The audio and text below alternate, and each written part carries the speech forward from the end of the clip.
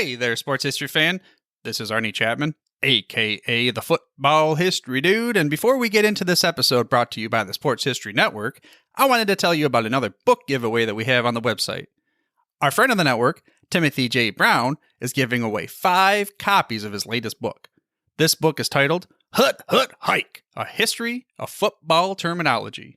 This book explores the history of football terminology by examining when and why more than 400 familiar words and expressions entered the game. By linking the game's evolution to changes in its language, readers learn the origins of first string, basic fundamentals, X's and O's, long snapper, and hundreds more of terms used in every football conversation or broadcast. Organized in easy-to-read, bite-sized chunks and filled with period images and illustrations, Hut Hut Hike tells football's history one word at a time. Now, to sign up for a chance to win your copy of the book, head to sportshistorynetwork.com/giveaways. Again, that's sportshistorynetwork.com/giveaways. Now it's time to take a sports break, a look at sports history on a daily basis. Hello, my friends of sports history. This is Darren Hayes of the Sports Jersey Dispatch podcast. Welcome once again to the Pig Pen, your place for all things great in sports history, and welcome to your sports break for this January 17th edition, and where we will talk about the milestone moments in sports, the great athletes that were a part of them, and the uniform numbers that they would have worn. But before we get to these great uniform numbers and athletes and events, let's talk about how you can get a hold of us. We want to get your feedback. We would love to have it. Pigskindispatch@gmail.com is the best way to do it, best way to correspond. We answer each and every email. I answer them personally, so we'd love to have your feedback and talk to you, our fans and listeners.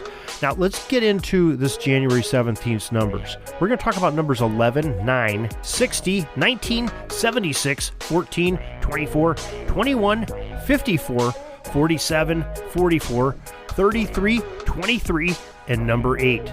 It all starts off in 1934 on the 17th of January, and number 11, Carl Hubble, the New York Giants pitcher, was awarded an $18,000 contract. It was enormous at the time, shortly after he won the National League's Most Valuable Player Award for the 1933 season.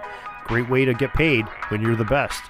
On January 17th, 1952, at the 1952 NFL Draft, the quarterback from the University of Vanderbilt, number 9, Bill Wade, was the number 1 overall pick by the Los Angeles Rams. January 17th, 1954, at the 4th NFL Pro Bowl in the LA Coliseum, the Eastern Conference defeated the Western Conference by the score of 20-9. Most valuable player in that game was Philadelphia Eagles linebacker, number 60, Chuck Bednarik. January 17, 1960, at the 10th NFL Pro Bowl, again at the LA Memorial Coliseum. The Western Conference again defeated the Eastern Conference 38-21. The most valuable players, well, there was 2 of them. On offense, it was number 19, Johnny Unitas, the quarterback of the Baltimore Colts, while on defense, it was his Colts teammate, the big man defensive lineman number 76, Eugene Lipscomb. They called him Big Daddy, and there was a reason why, because he was a very big man.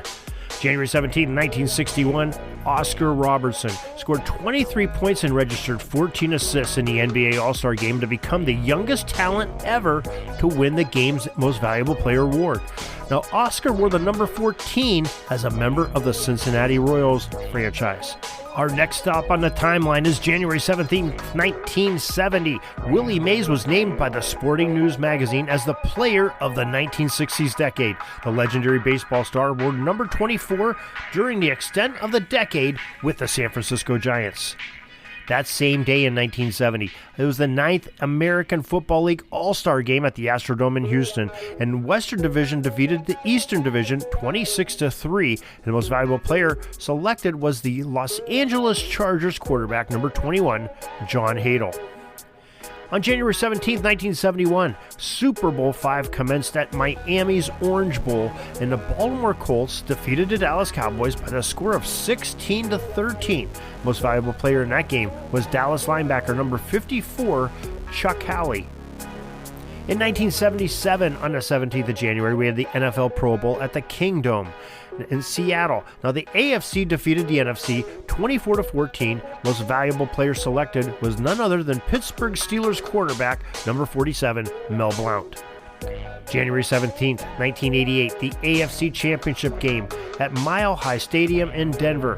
The Denver Broncos defeated the Cleveland Browns by the score of 38-33. Well, that sounds like a great game, but it was even better than that because this one featured the infamous fumble.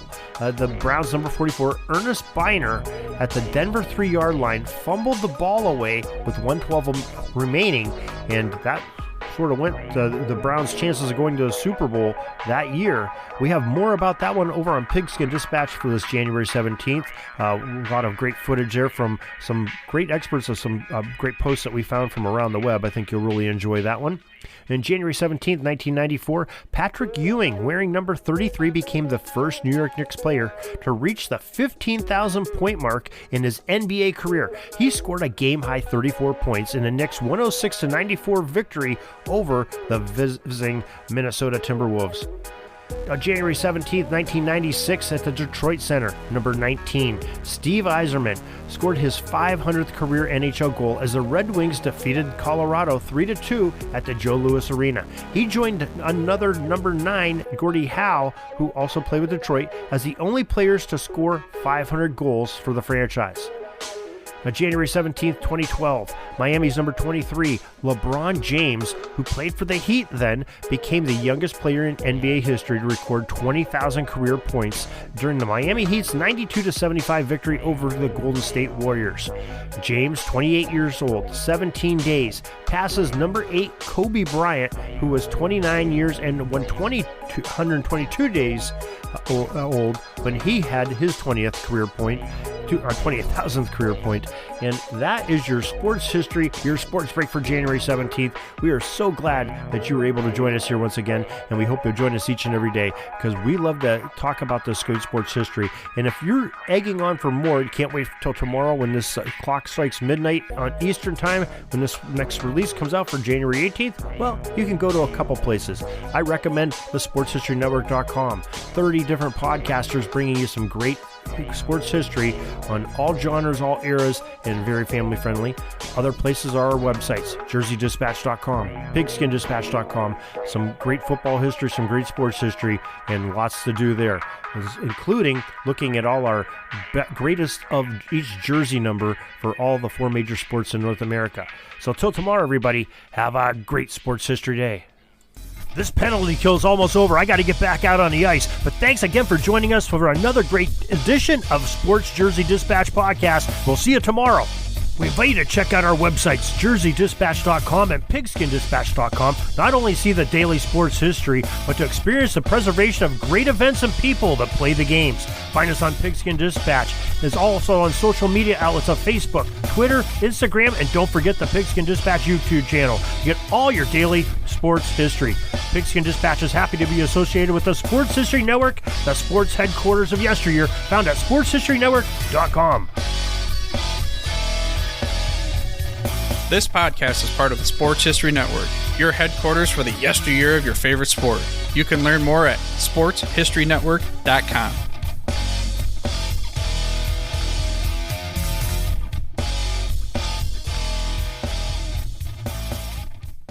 Hey there, sports history fan.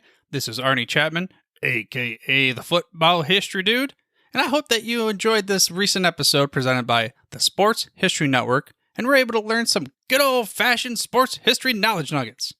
I started the Sports History Network back in 2020 with the mission to help podcasters find a community of like-minded sports history nerds, as well as helping aspiring podcasters to start their own shows. We have a little bit over 30 shows on the network right now covering all sorts of sports history, but as far as I'm concerned, we're just at the toothpick in the ocean moment, that can't even figure it out because there's so much more coming.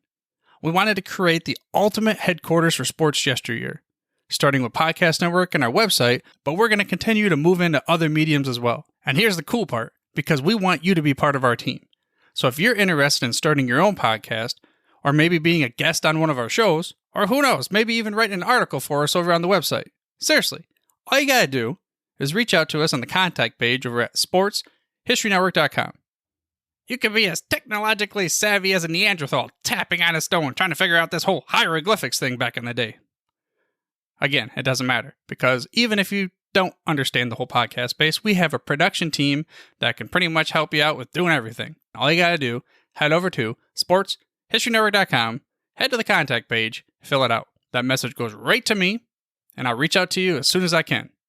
But for now, dude, I'm through if you're through.